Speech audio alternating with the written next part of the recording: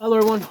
Welcome back. I want to talk to you guys today about the commonly owned firearms that cannot be banned. Okay, so in the Heller and the McDonald decision, Supreme Court said that commonly owned firearms cannot be banned. Okay, so today there's lots of Democrats out there that are trying to ban AR-15s, AK-47s, and the Republicans that are in favor of gun rights, right? I understand that half of the Republicans are anti-gun, right, or don't care about gun rights, but I'd say at least a quarter of them are in favor of gun rights.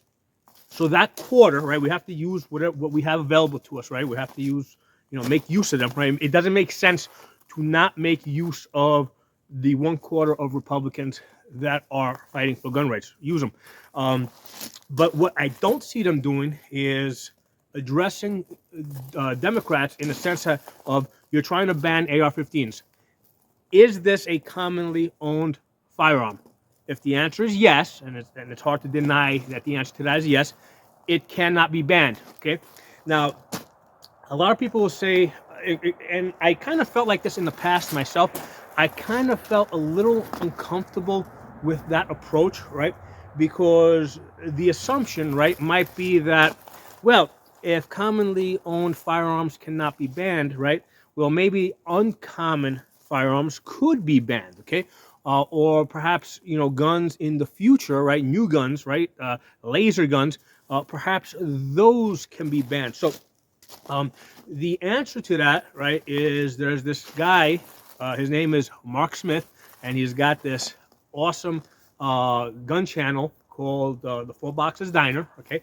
And the guy's a constitutional scholar that that focuses on the Second Amendment, okay? So he's a constitutional scholar, and I'm going to put a link below to the video where this person explains the fallacy there, right? So the fallacy there is that, just because commonly owned firearms cannot be banned, it does not imply, right, that that uncommon firearms can be banned. Okay, so the way he's explained it is like it's kind of like there's two levels here, right? The first one is like the McDonald Heller. Okay, are the firearms commonly owned? If yes, they cannot be banned. Okay. Suppose the answer to that is no, they're not commonly owned guns. Rail guns, are not commonly owned at this point. Okay, so then the next question after that, right, is then we go to the Bruin decision, and the Bruin decision, right, basically asks the question: well, are there any historical analogs going back to 1791?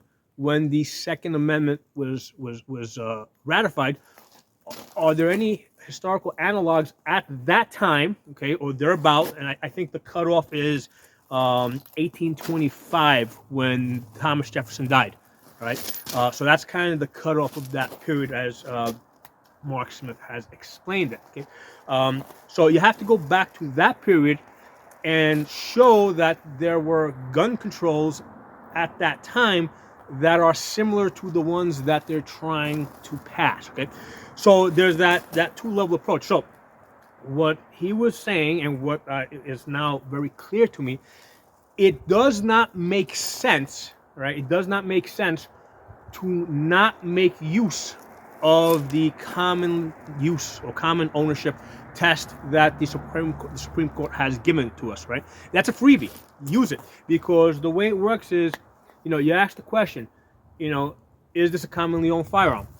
If the answer is yes, then the debate stops there, right? You don't go to the next level of saying, well, were there any laws back in 1791 that, similar guns were banned at the time?